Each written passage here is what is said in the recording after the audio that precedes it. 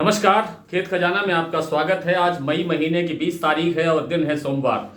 पिछले सप्ताह सरसों का जो बाजार था वो काफ़ी तेज रहा, काफ़ी गर्म रहा और कल के वीडियो में या परसों के वीडियो में मैंने आपको जानकारी दी थी कि अब यहाँ पर एक ब्रेक दिखाई देता है और ब्रेक भी कुछ ज़्यादा बड़ा नहीं है, कुछ छोटा मोटा ब्रेक आ सकता है। आज जो दैनिक आवक है उसमें थोड़ा सा सुधार हुआ है।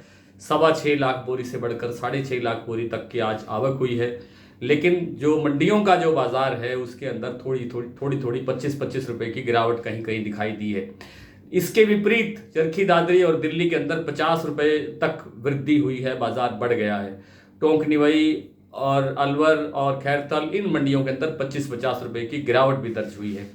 लेकिन प्लांटों के अंदर सुबह कुछ प्लांटों के अंदर, जैसे सलोनी प्लांट के अंदर सुबह बाजार 25 रुपए कमजोर खुला, लेकिन थोड़ी देर पहले ही उन्होंने बाजार को 50 रुपए प्लस कर दिया है, यानी कुल मिलाकर के 25 रुपए बाजार बढ़ गया है।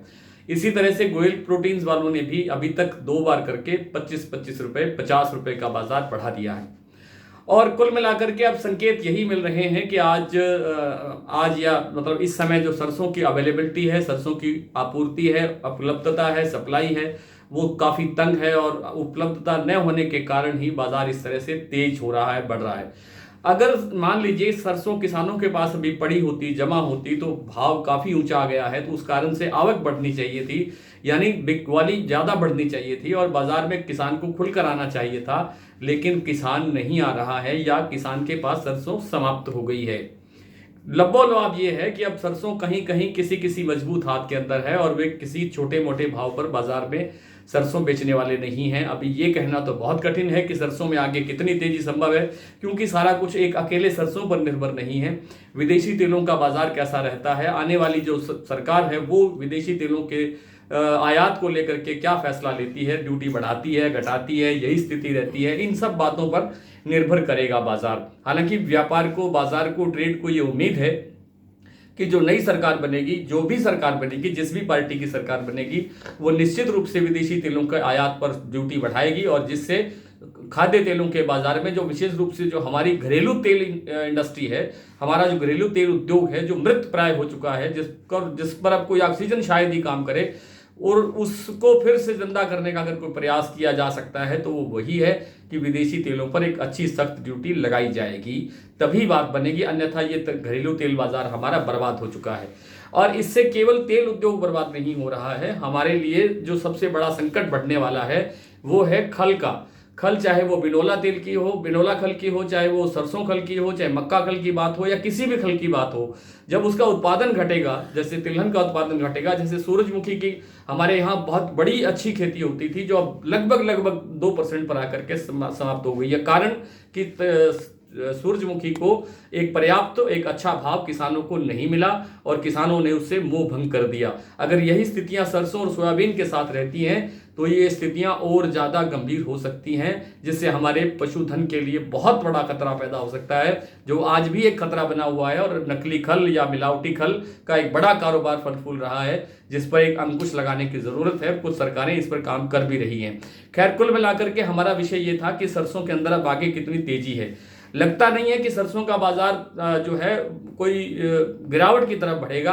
अब धीरे धीरे करके आगे की तरफ ही बढ़ने की संभावना है। कितना बढ़ता है, कितना नहीं बढ़ता है, ये सारा 4 जून के बाद या 5 जून के बाद फैसला हो सकता है। उम्मीद जाग सकती है, उम्मीद पता लग सकती है कि कैसा होगा। तब तक बाजार में पॉजिटिव ट्रेंड रहने की संभावना है।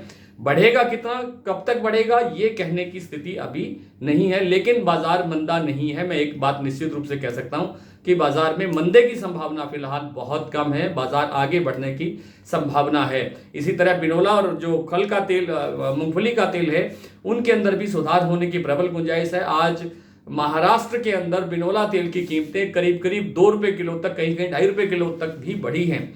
बिनोला मूंगफली का तेल है वो राजकोट का भाव 1475 रुपये पर स्टेबल है, लेकिन सरसों के तेल में आज हल्की सी जयपुर के भाव में गिरावट आई है। आज 1105 रुपये कच्ची घानी का भाव जयपुर का 10 किलो का रह गया है।